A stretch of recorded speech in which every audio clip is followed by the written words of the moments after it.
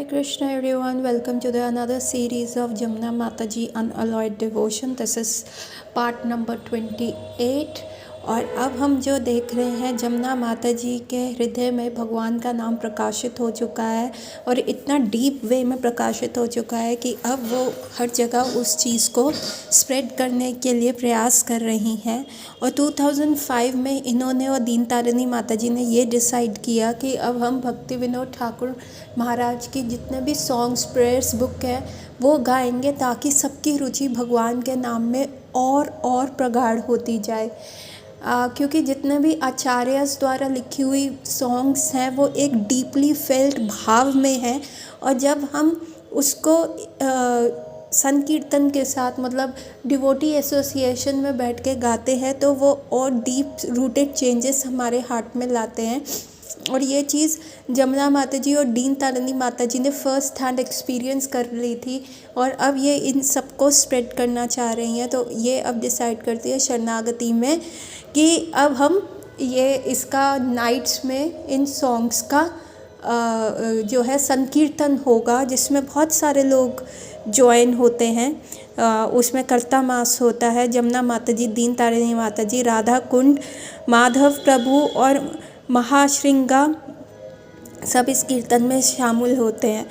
यमुना माता जी और दीन तारिणी माता जी को इस चीज़ का बहुत डीप एक्सपीरियंस और क्वालिफ़िकेशन था, तब भी वो उस मूड में रहती थी कि वो लीस्ट क्वालिफाइड है और वो और लोगों को लीड करने देती थी और इतनी थ्रिलिंग इतना दिखाती थी कि हम इतने थ्रिल्ड है कि हमको ऐसी चीज़ में मौका मिल रहा है, जबकि ये चीज़ वो बहुत डीपली लेवल पे एक्सपीरियंस कर चुकी थी।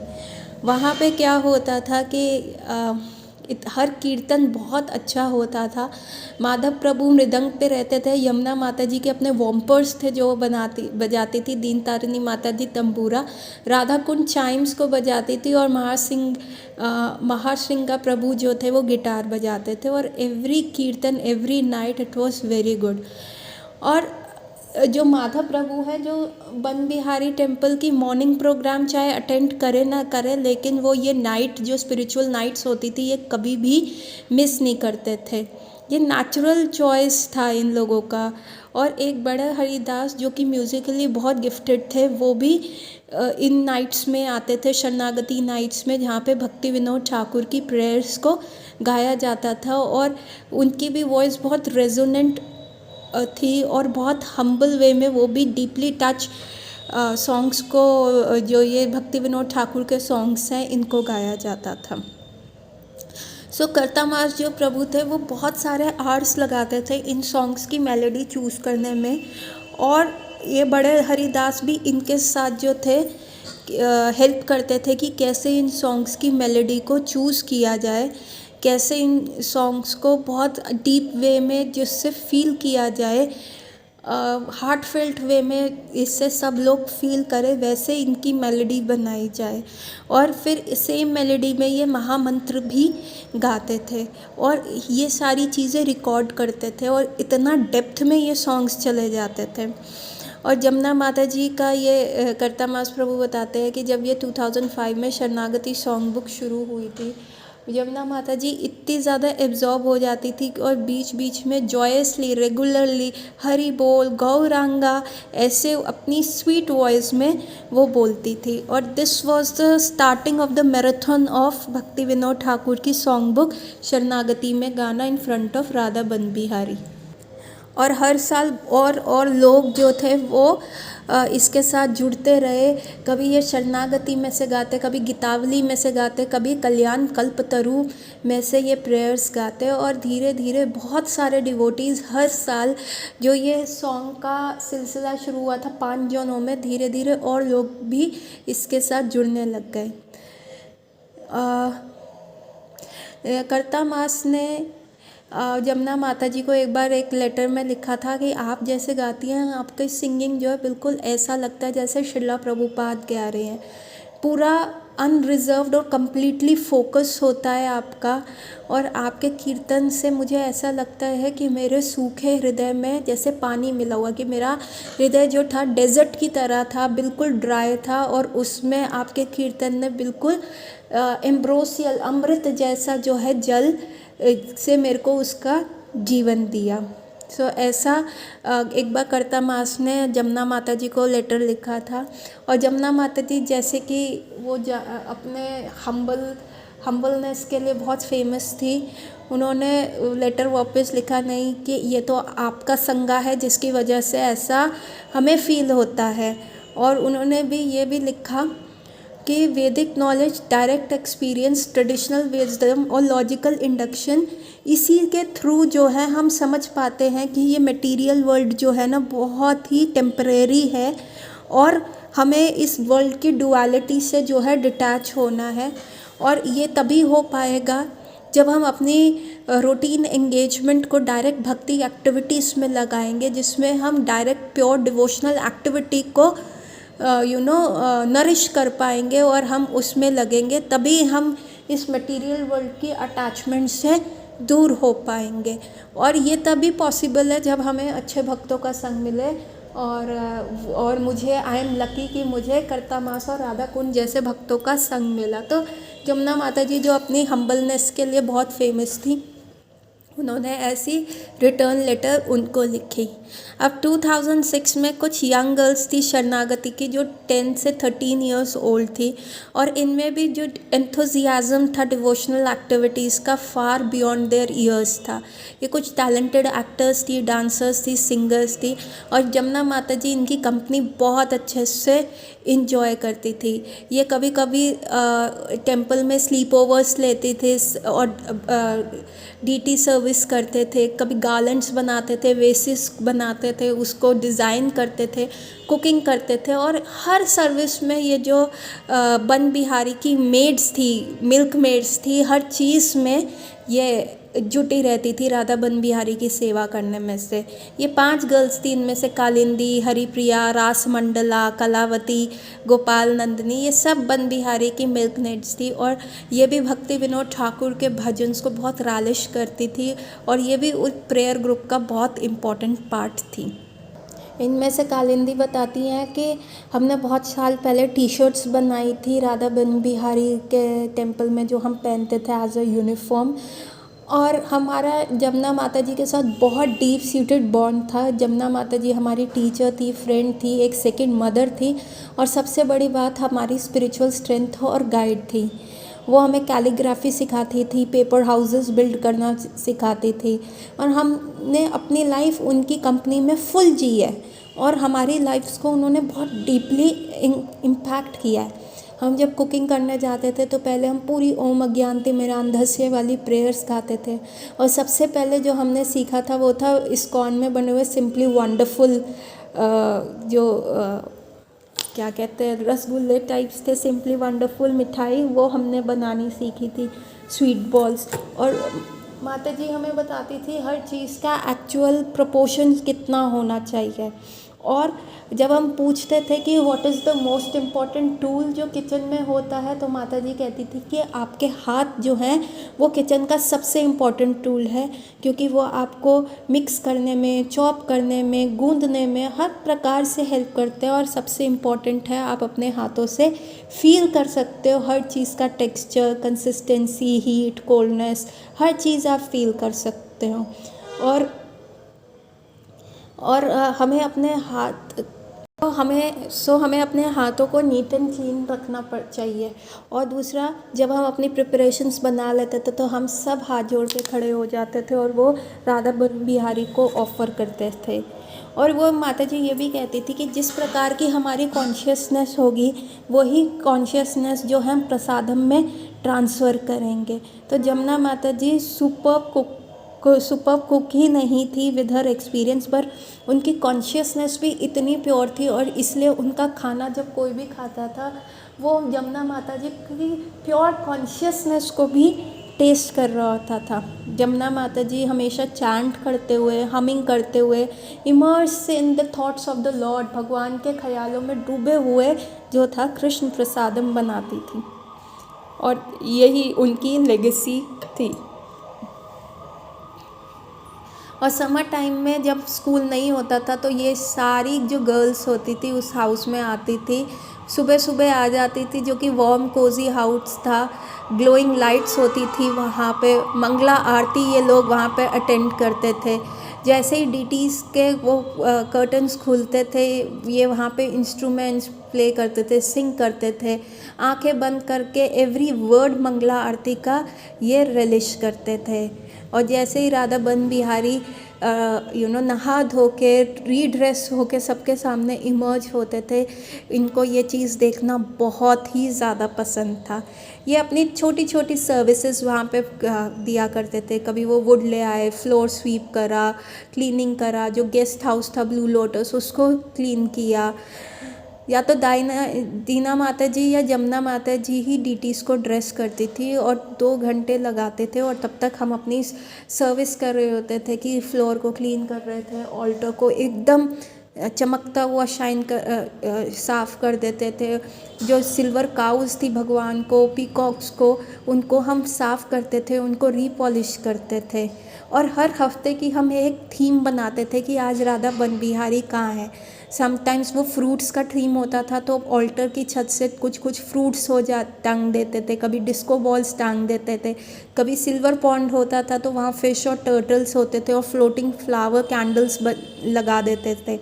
तो ऐसे ऐसे कई बार हम पूरा वृंदावन का फील देते थे, तो वहाँ पे सैंड बॉक्सेस लग जाते थे और सिल्वर एनिमल्स उन्हीं में फ्लॉप कर रहे हैं, इधर उधर जा रहे हैं। तो ऐसे ही राधा बन बिहारी को फ्लावर वेसेस और स्वीट एनिमल्स से ये सजाया करते थे उस हफ्ते की थीम के हिसाब से। और जमुना माता जी हमेशा इनको अप्रिशिएट करके हुए कहती थी कि ओ ये इससे पहले इतने सुंदर नहीं लगे, तुमने कितना अच्छा काम किया है। और इन लोगों का बॉन्ड इतना डेवलप हो गया था कि जमुना माता जी इनको बहुत ज़्यादा इनकरेज करती थी, हमेशा यही कहती थी ये जो तुमने काम किया है ये हमने पहले कभी नहीं देखा, ये कितना अच्छा काम किया है। तो इनको बहुत अच्छा लगता था उनके साथ रहना। जमुना माता जी कभी भी शिला प्रभुपाद की वाणी जो इंस्ट्रक्शंस होते थे उनको इंस्ट्रक्ट नहीं करती थी, but she was a living example for it. वो उस चीज़ को लिव करके दिखाती थी कि शी वॉज लिविंग प्रभुपाद वाणी। और इसलिए ये लोगों को जमुना माता जी इतनी पसंद आती थी कि कभी वो कुछ ऐसे बोलती, एक कुछ भी बोलती, इन लोगों को पता नहीं था, ये 10 से 13 साल की लड़कियां थी, इनको कुछ समझ नहीं आती थी, लेकिन जब भी वो बोलती ये बिल्कुल औ में सुनती। किसी भी गोस्वामी के बारे में बोलती, किसी भी चैतन्य चरितामृत की लीला के बारे में बोलती, और इन लोगों को उसके बारे में बिल्कुल कोई रेफरेंस पॉइंट नहीं होता उनको। मतलब उन्होंने ये चीज़ पहली बार सुनी होती, और जब ये पहली बार सुनते तो उनको लगता था ये उन्होंने द बेस्ट चीज़ सुनी है अपनी लाइफ की, और वो उस चीज़ के साथ इन लव हो जाते कि उनको वही चीज़ द बेस्ट, द फेवरेट उनकी हो जाती। इन फेब 2006 ये लोग एक मंथ लॉन्ग पिलग्रिमेज पे जाते हैं इंडिया में, और जमुना माता जी को कृष्णचंद्र प्रभु की लवली डॉटर अंजलि की वेडिंग में भी इनविटेशन होता है मुंबई में, और ये सबसे पहले वहीं पे जाते हैं। एक्चुअली जब जमुना माता जी अकेले ट्रैवल किया था मुंबई पे राधानाथ स्वामी महाराज के इनविटेशन पे, तब ये इनके घर रुकी थी, और अभी इन्हीं की डॉटर की जो है शादी है, और इन्होंने जमुना माता जी और दीन तारिणी माता जी को बताया। और ये सबसे पहले वंडरफुल राधा गोपीनाथ टेम्पल गए, जहाँ राधानाथ स्वामी ने बहुत अच्छी एक सोसाइटी क्रिएट करी थी, और वहाँ पे ये नाथ जी प्रभु और मैथिली देवी माता जी से मिले जो इनके गेस्ट थे। और जमुना माता जी बताती है कि मैथिली देवी माता जी इतनी रियलाइज सोल थी, इतनी थॉटफुल थी, और इतने मतलब इंसाइटफुल पर्सन थी, और उन जमुना माता जी और मैथिली माता जी का बहुत डीप कनेक्शन हुआ, और इनके भी बहुत सारे वंडरफुल एक्सचेंजेस हुए होली नेम कृष्णा कॉन्शियसनेस को लेके। और जब ये कृष्णचंद्र प्रभु और राधा प्रिया माता जी के यहाँ गए, जो कि इवन दो उनकी डॉटर की शादी थी, दे वर एक्सट्रीमली बिजी, तब भी इन्होंने बहुत अच्छे से इनका वेलकम किया और इनको बहुत अच्छे से होस्ट किया। और एक व्यक्ति था, जब शादी में ये गए तो एक व्यक्ति इनके पीछे पीछे चल रहा था, तो उस व्यक्ति का नाम मुकुंद दास था, और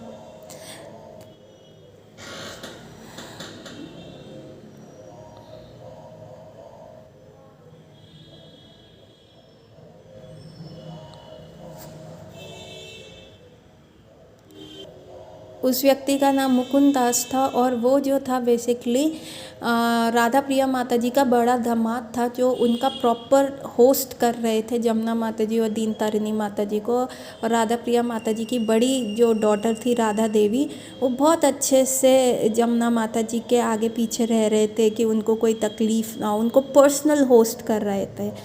और फाइनली शादी का दिन आया, जमुना माता जी ने अंजलि से और कृष्ण कन्हई जिनके साथ अंजलि और कृष्ण कन्हई की शादी थी, उन दोनों से बहुत अच्छा लेक्चर दिया। और क्योंकि ये लोग यहाँ पे इंडिया में आए थे, दीन तारिणी माता जी और जमुना माता जी, तो थोड़ा इनको ना प्रॉब्लम हो गया, नौसिया फील हो गए, ये सिक हो गए। तो भी इनको लगा कि हम ना ये शादी का माहौल है तो हम कहीं छुप जाए किसी कमरे में कि कोई हम किसी को डिस्टर्ब ना करें। लेकिन इंडिया में ऐसा होता नहीं है और बहुत सारी लेडीज़ आ गई इनके कमरे में इनका टेक केयर करने के लिए, उनसे और कृष्णा कॉन्शियसनेस, शिला प्रभुपाद की लीलाओं के ऊपर बात करने में। इनको वॉमिटिंग प्यूकिश फील होता तो वो बकेट आगे रख देती और ये लोग वॉमिट कर देते और फिर वहीं से था जो कन्वर्सेशन स्टार्ट हो जाता। ओवरऑल जमुना माता जी का एक्सपीरियंस बहुत अच्छा रहा और उन्होंने कर्ता मास और राधा कुंड को एक लेटर भी लिखी कि हमारे को बहुत अच्छा लग रहा है यहाँ पे, एक मीनिंगफुल, लविंग, रिस्पेक्टफुल रिलेशनशिप है यहाँ पे। और एक ग्रैटिट्यूड है लोगों के बीच में।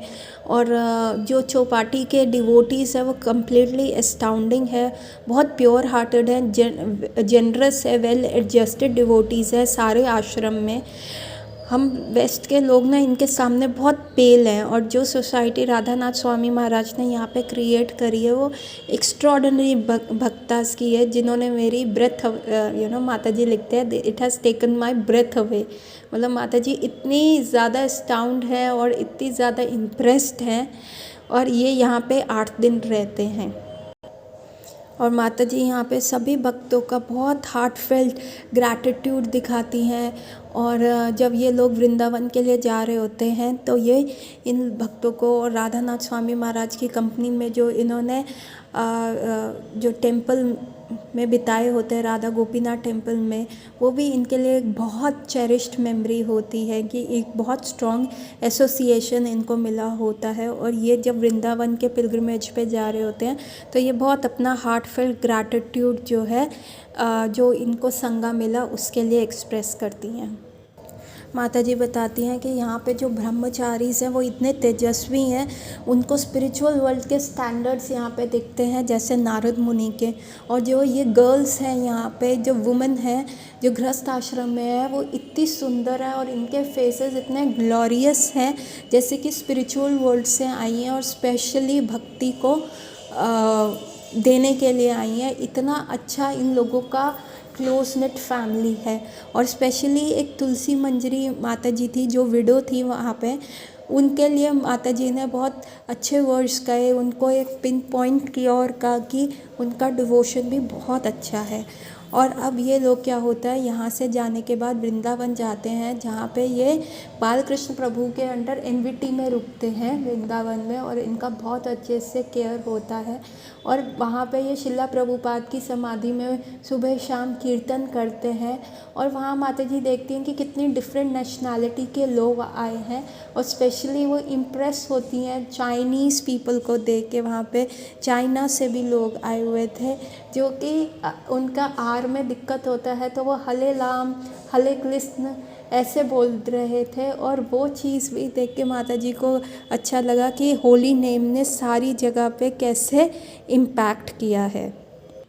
अब ये लोग वापस से शरणागति में आ जाते हैं और समर्स में ये प्लान करते हैं एक और भक्ति विनोद ठाकुर की भजन बुक गीतावली की, जो कि लॉन्गेस्ट सॉन्ग बुक है जिसमें बहुत सारे कंपेलिंग और ब्लिसफुल ग्लोरिफिकेशन है होली नाम के ऊपर और the power of love of God head के ऊपर में है, तो ये करते हैं। और राधा वन बिहारी में जो एक जो था कि 5 नाइट्स का ये शेड्यूल करते हैं, 5 नाइट्स अ वीक सॉन्ग्स होंगे, मतलब 6 मॉर्निंग मंगला आरती प्रोग्राम्स और 5 नाइट्स का ये प्रोग्राम ऑर्गेनाइज करते हैं। कर्ता मास भी आता है, अपने फ्रेंड्स को भी लेके आता है फ्लोरिडा से, और इनके भी 2 फ्रेंड्स जो होते हैं रंगवती और निर्मला भी ये आते हैं। तो जो कि शरणागति में ये भक्ति विनोद ठाकुर की भजन सॉन्ग्स बुक का जो सिलसिला 5 जनों में शुरू हुआ था, धीरे धीरे बहुत सारे लोग इसके बारे में सुन के हरि नाम को रिलिश करने के लिए यहाँ पे आते हैं। तो जो बेसिकली जो निर्मला थी वो एक एरिमिनोथेरेपी थी जो डिफरेंट ऑयल्स को मिक्स करके बहुत ही अच्छे फ्लेवर्स के जो है ऑयल्स बनाती थी, जो बहुत ही हाईली फ्रेगनेंट होते थे, और उन्होंने इन लोगों को गिफ्ट भी किए थे, और ये राधा बन बिहारी जी की सेवा में लगते थे। सो देख सकते हैं कि कितने सारे लोग जो हैं भक्ति विनोद ठाकुर के सॉन्ग्स के लिए शरणागति में आने लगे थे। और रंगवती माता जी बताती हैं कि इतना डीप यमुना माता जी की जो वर्ल्ड में आप जाते हो तो आप इतना डीप और ग्रेट फील करते हो, क्योंकि यमुना माता जी एक पावरफुल फोर्स है नेचर की। उनकी प्रेजेंस जो है वॉल्यूम्स बोलती है कि जो उन्होंने दिन शिला प्रभुपाद के साथ व्यतीत करे, उनका एब्जॉर्प्शन शिला प्रभुपाद के मैसेज में इतना ज़्यादा स्ट्रॉन्ग था, और वो अपने वे ऑफ लिविंग से वो मैसेज बहुत लाउड और क्लियर सबको बता रही हैं। वो किसी को इंस्ट्रक्ट नहीं कर रही, पर लोग सीख रहे हैं। हर चीज़ उनकी जो थी परफेक्शन मेथड मेटिकुलसली प्लान्ड होती थी। हर चीज़ में डिवोशनल रिफाइनमेंट थी। उनकी स्वीट क्वाइट मंगला आरती हो, चाहे वो अपने स्मॉल कीबोर्ड्स पे प्ले कर रही हो मेस्मराइजिंग वॉइस से, ब्रह्म मुहूर्त में जब वो मंगला आरती गाती थी, उनके जो लाइट फुट स्टेप्स थे जब वो तुलसी प्लांट के परिक्रमा करती थी, तो एवरीथिंग वाज ब्यूटीफुल। जो पॉट्स पेंटेड थे जिसमें तुलसी महारानी प्लांटेड थी, एवरीथिंग जो थी वो डिवोशनल रिफाइनमेंट थी।